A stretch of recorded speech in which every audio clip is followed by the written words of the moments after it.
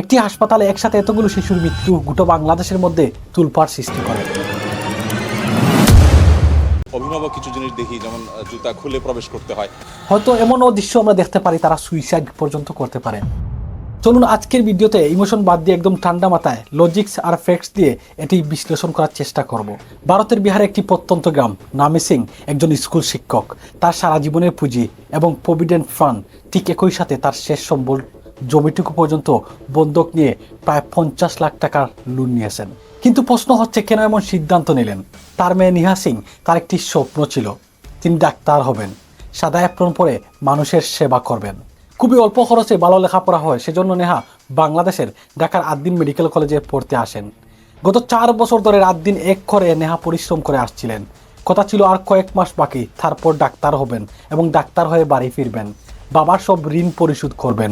কিন্তু দৃশ্যপট এখানে পরিবর্তন আসে 2026 সালের মে মাসের একটি রাত। তার সেই স্বপ্ন এবং তার বাবার সততার সব পুঁজিকে নিমিষেই ডাস্টবিনে চুলে ফেলে দিল। গত মে মাসে আদ্দিন হাসপাতালে 6 জন নবজাতকের মৃত্যু গোটা বাংলাদেশ স্তব্ধ হয়ে গিয়েছিল। সরকার কঠোর অ্যাকশন নিয়ে সেই হাসপাতালের লাইসেন্স বাতিল করে দিয়েছিল। আর আমরা সবাই ভাবলাম বেশ, অপরাধের সঠিক বিচার হয়েছে। বাস্তবিক করতে এটি কি সঠিক বিচার হয়েছিল? এটি কি সঠিক বিচার দেয়া হয়েছিল যারা এই অপরাধের সাথে যুক্ত হয়েছিলেন, নাকি শুধুমাত্র এই লাইসেন্স বাতিল করে এখানে শত শত মানুষের জীবন ধ্বংসের দ্বারপ্রান্তে ঠেলে দেওয়া হয়েছে? Because our National Medical Council guidelines state that we cannot migrate. Before any other decision they take, they have to consider us 300 plus students and 32 plus interns. কিন্তু মুদ্রা বা কয়না যেমন এপিট ওপিট রয়েছে, ঠিক তেমনই এই গল্পের উল্টো পিঠ এক ভয়ঙ্কর বাস্তবতা রয়েছে। বাংলাদেশ, নেপাল এবং ভারত থেকে যে সকল শিক্ষার্থী এখানে পড়তে এসেছেন তাদের কোটি কোটি টাকা, ঠিক একই সাথে তাদের বছরের পর বছর তারা যে পরিশ্রম দিয়েছেন তা আজ অর্থহীন হয়ে গেছে। আর তার কারণ হচ্ছে আন্তর্জাতিক নিয়ম অনুযায়ী হাসপাতাল ছাড়া কোনো মেডিকেল ডিগ্রির কোনো মূল্য নেই। এখন প্রশ্ন হচ্ছে, আইনের শাসন প্রতিষ্ঠা করতে গিয়ে কি সরকার এখানে একটি বড় মস্তক সিস্টেমেটিক ফেইলিওর বা পদ্ধতিগত ব্যর্থতা তৈরি করলো, নাকি কম খরচে ভালো চিকিৎসা দেয়া এই নামী প্রতিষ্ঠানের পেছনে দেশের বড় বড় মেডিকেল মাফিয়া আর কর্পোরেট টাইকুনদের কোনো গোপন চাল কাজ করছে? চলুন আজকের ভিডিওতে ইমোশন বাদ দিয়ে একদম ঠান্ডা মাথায় লজিক্স আর ফ্যাক্টস দিয়ে এটি বিশ্লেষণ করার চেষ্টা করব। সবার আগে আমাদের জানা দরকার এই প্রতিষ্ঠানটি আসলে কার। 1980 সালে যশোরের বিশিষ্ট শিল্পপতি এবং আকিজ গ্রুপের প্রতিষ্ঠাতা মরহুম শেখ আকিজ উদ্দিন এর অর্থায়নে এই প্রখ্যাত শিক্ষাবিদ মরহুম অধ্যাপক শরীফ হোসেনের উদ্যোগে আদ্দিন ফাউন্ডেশন যাত্রা শুরু করে। পরবর্তীতে শেখ আকিজ উদ্দিনের সন্তান ডক্টর শেখ মহিউদ্দিনের কার্যক্রম দেশব্যাপী ছড়িয়ে দেন। বাংলাদেশের সাধারণ মানুষের কাছে কম খরচে মানসম্মত স্বাস্থ্যসেবা পৌঁছে দেওয়ার জন্য আদ্দিন হাসপাতাল বেশ পরিচিতি ছিল। কিন্তু 2026 সালে মাঝামাঝি এসে সবকিছু উলটপালট হয়ে যায়। আসল ঘটনা ঘটে 2026 সালের 27 মে। আদ্দিন হাসপাতালের মগবাজার শাখায় মাত্র কয়েক ঘন্টার ব্যবধানে প্রায় 6 জন নবজাতকের মৃত্যু হয়। একটি হাসপাতালে একসাথে এতগুলো শিশুর মৃত্যু গোটা বাংলাদেশের মধ্যে তুলপাড় সৃষ্টি করে। সরকার সাথে সাথে তদন্ত কমিটি গঠন করে এবং তদন্তে হাসপাতালের কর্তৃপক্ষের চরম অবহেলা এবং অমানবিক সেবার প্রমাণ মেলে। ফলস্বরূপ গত 11 জুন 2026 তারিখে সরকার আদ্দিন হাসপাতালের লাইসেন্স চূড়ান্তভাবে বাতিল করে। এর জেরে প্রতিষ্ঠানের নির্বাহী পরিচালক ডক্টর শেখ মহিউদ্দিন পদত্যাগ করেন। এখানে মনে রাখা জরুরি, হাসপাতাল বন্ধ হয়েছে কিন্তু মেডিকেল কলেজ বন্ধ হয়নি। কিন্তু এখানেই শুরু হয়েছে আসল সংকট। এখন সরকার থেকে যে অ্যাকশন নেওয়া হয়েছে তার দুটি দিক রয়েছে, ভালো এবং খারাপ দিক। আমরা দেখার চেষ্টা করব এখানে ভালো দিক কোনটি এবং খারাপ দিক কোনগুলো রয়েছে।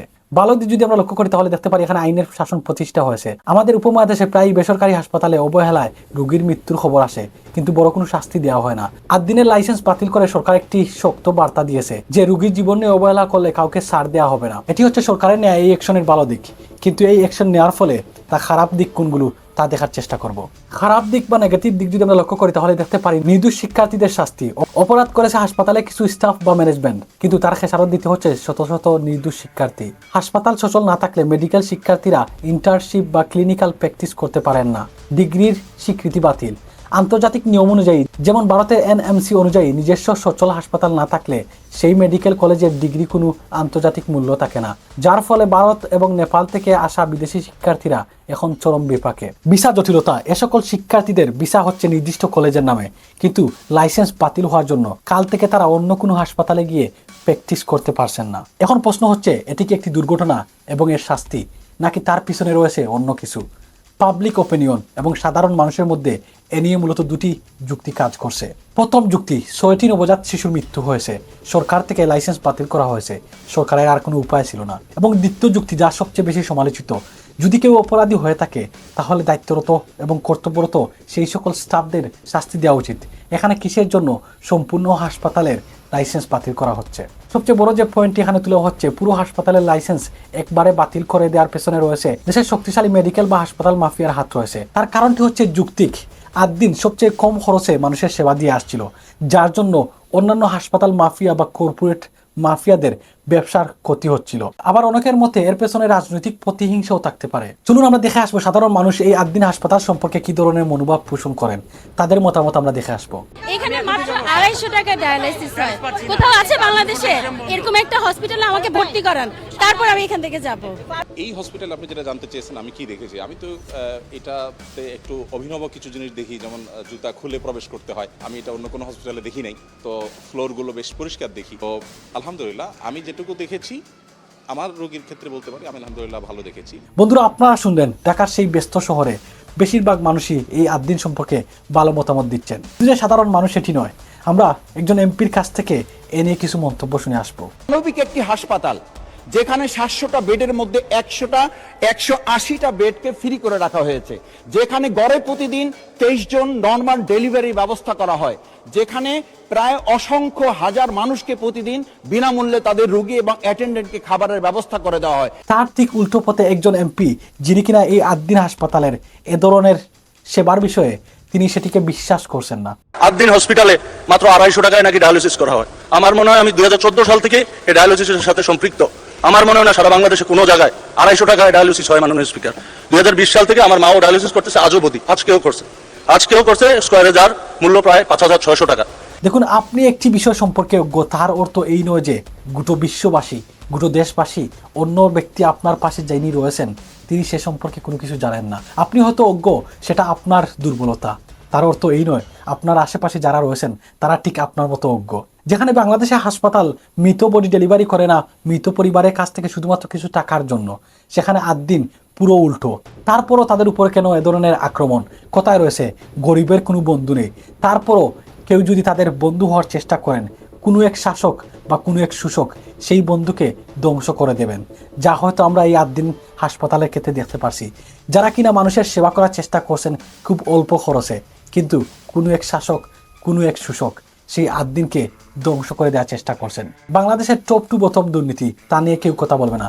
যখনই কেউ কথা বলার চেষ্টা করবে তখন তাকে ডিসি সারওয়ার আলমের মতো বদলি করে দেওয়া হবে এবং কারণ হিসাবে বলা হবে পীরের বদুয়া। আর এই আদ্দিনের উপর বদুয়া লেগেছে নামি দামি হাসপাতালের। শুধু যে হাসপাতালের বদুয়া লেগেছে তা কিন্তু নয়, এই বদুয়াটা হয়তো কিছুটা বিএনপিরও লেগেছে, এই বদুয়া হয়তো এই স্বাস্থ্যমন্ত্রীর লেগেছে। চলুন সেই স্বাস্থ্যমন্ত্রীর বক্তব্য শুনে আসি আদ্দিন হসপিটাল সম্পর্কে। সেইখানে হসপিটালের পারমিশন নিয়েছে, সেই হসপিটালের শয়তানের মধ্যে একটা বেকারি কারখানা করেছে মাননীয় স্পিকার। গন্ধে ঢুকা যায় না। আর এমন বেকারি, এমন প্লাস্টিক বর্জ্যের, একটা আগুন লাগবে একটা রুগী, একটা অভিভাবক, একটা অ্যাটেন্ডেন্ট বাঁচতে পারবে না। এখন আপনার কি মনে হয় যে যা হয়েছে, যা হচ্ছে তা কি শুধুমাত্র একটি দুর্ঘটনা, নাকি তার পিছনে কারো হাত রয়েছে? আমার তো এখন বিশ্বাস করতে অনেকটা দ্বিধাবোধ হচ্ছে। এই যে 6টি শিশু নবজাত বাচ্চার মৃত্যু হয়েছে, তা কি সাধারণ মৃত্যু, নাকি তার পিছনে কারো হাত রয়েছে? এখন এই আদ্দিন হাসপাতালের লাইসেন্স বাতিল হয় যারা সবচেয়ে বেশি ক্ষতিগ্রস্ত হয়েছেন তারা হচ্ছেন দুই শ্রেণীর মানুষ। প্রথমত হচ্ছেন সাধারণ মানুষ, যারা কিনা সঠিক সেবা পাচ্ছিলেন সেখান থেকে খুব অল্প খরচে। এই হাসপাতালের লাইসেন্স বাতিল হওয়ার জন্য তারা হয়তো সেই অল্প খরচের আর সেবাটা পাবেন না। দেখুন, এটি আর নতুন নয়। বাংলাদেশের সাধারণ মানুষ সব সময় শোষক গোষ্ঠী থেকে, ধনী শ্রেণীর মানুষের কাছ থেকে প্রতিনিয়তই এ ধরনের নির্যাতনের শিকার হচ্ছেন। এবং দ্বিতীয় যে শ্রেণীর মানুষ যারা কিনা ক্ষতিগ্রস্ত হচ্ছেন তারা হচ্ছেন সেই মেডিকেল কলেজের শিক্ষার্থীরা যারা কিনা বিদেশ থেকে এসেছেন। বাংলাদেশের শিক্ষার্থীরা নয়, যারা ভারত থেকে, যারা কাশ্মীর থেকে, যারা নেপাল থেকে হাজারো স্বপ্ন নিয়ে এসেছেন এখানে পড়ালেখা করে একজন ডাক্তার হবেন। সেসব শিক্ষার্থীরা আজ এক অন্ধকার জগতে বসবাস করছেন।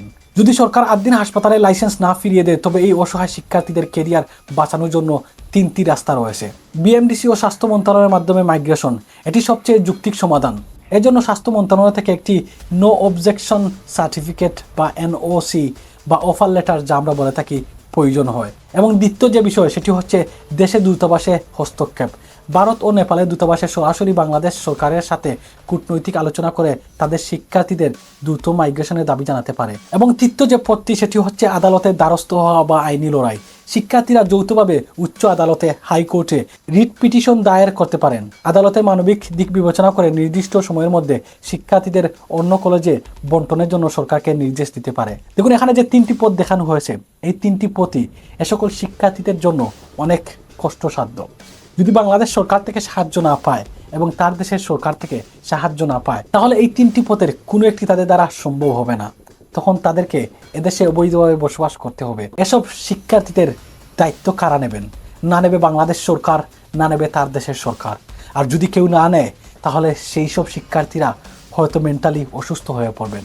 হয়তো এমনও দৃশ্য আমরা দেখতে পারি, তারা সুইসাইড পর্যন্ত করতে পারেন। কারণ আমি এই নেহা সিং এর ক্ষেত্রে বলেছি, যদিও এই নেহা সিং এর চরিত্রটি অবাস্তব এবং কাল্পনিক, কিন্তু নেহা সিং এর যে গল্পটি বলেছি তা বাংলাদেশে পড়তে আসা সেই শিক্ষার্থী প্রত্যেকের জীবনের সাথে ওতপ্রোতভাবে জড়িত রয়েছে। সুতরাং আপনি কখনোই এই গল্পটিকে শুধু একটি গল্প বলতে পারবেন না। যে 3টি পথ বলেছিলাম তা হচ্ছে এই সকল শিক্ষার্থীদেরকে অফার লেটার দিয়ে বা তাদেরকে একটি লেটার দিয়ে অন্য একটি সচল সরকারি বা বেসরকারি শিক্ষা প্রতিষ্ঠানে তাদেরকে স্থানান্তর করা, যা সবচেয়ে যৌক্তিক বলে মনে হয়। কিন্তু বাংলাদেশ সরকারকে এটি করবে। এবং দ্বিতীয় পয়েন্টটি হচ্ছে সেই সকল শিক্ষার্থীদের নিজ দেশের দূতাবাসের সাথে যোগাযোগ করে তাদেরকে তাদের দেশে ফেরত পাঠানো, যার দ্বারা সেই সকল শিক্ষার্থী সবচেয়ে বেশি ক্ষতিগ্রস্ত হবেন। তারা তাদের টাকা হারাবেন, সময় হারাবেন, ঠিক একই সাথে কোনো ডিগ্রি অর্জন না করে দেশে ফেরত যেতে হবে, যার ফলে তারা হয়তো মেন্টালি অসুস্থ হয়ে পড়বেন। এখান থেকে হয়তো অনেক শিক্ষার্থীরা মেন্টালি অসুস্থ হয়ে সুইসাইডের মতো সিদ্ধান্ত নেবেন, যার দায়ভার হয়তো বাংলাদেশ সরকার নেবে না। নিতে হবে সেই সব মা এবং বাবা, সেই সব শিক্ষার্থীর মা এবং বাবা, তাদের সন্তানদের লাশ তাদের কাঁধে তুলতে হবে। এবং তৃতীয় যে পয়েন্টটি বলেছিলাম সেটি হচ্ছে উচ্চ আদালতে গিয়ে এ ধরনের একটি সিদ্ধান্তের জন্য এসব শিক্ষার্থীরা যে ক্ষতিগ্রস্ত হচ্ছেন তা তুলে ধরে মানবিক দিক বিবেচনা করে তাদেরকে বাংলাদেশের অন্য কোনো সরকারি বা বেসরকারি শিক্ষা প্রতিষ্ঠানে স্থানান্তর করা যাবে কিনা তার জন্য তারা আবেদন করতে পারেন। কিন্তু বাংলাদেশের বিচার ব্যবস্থার যে পরিমাণ দুর্বল, তার জন্য হয়তো আরও কয়েক বছর লেগে যেতে পারে, যার জন্য এসব শিক্ষার্থীরা মেন্টালি অসুস্থ হয়ে যাবেন। সুতরাং বন্ধুরা, আপনারা কোনটি মনে করেন? এসব শিক্ষার্থীদের জন্য কোনটি সবচেয়ে উপযোগী বলে মনে করেন? আপনারা মতামত জানিয়ে যাবেন। বন্ধুরা, দোষীদের শাস্তি হওয়া উচিত, কিন্তু সেই শাস্তির আগুনে যেন নির্দোষ শিক্ষার্থীদের ভবিষ্যৎ পুরে ছাই না হয়ে যায়। যদি এই সংকটের দ্রুত সমাধান না হয় এবং বিদেশি শিক্ষার্থীরা ক্ষতিগ্রস্ত হয়ে ফিরে যায়, তবে দীর্ঘমেয়াদী বাংলাদেশের শিক্ষা খাত ও মেডিকেল ট্যুরিজম বড় ধাক্কা খাবে, যা দেশের অর্থনীতির জন্য মোটে কোনো ভালো খবর নয়। বন্ধুরা, আজকের মতো এখানে শেষ করব। পরবর্তী অন্য কোনো ভিডিওতে দেখা হবে। সে পর্যন্ত ভালো থাকুন, সুস্থ থাকুন। আসসালামু আলাইকুম।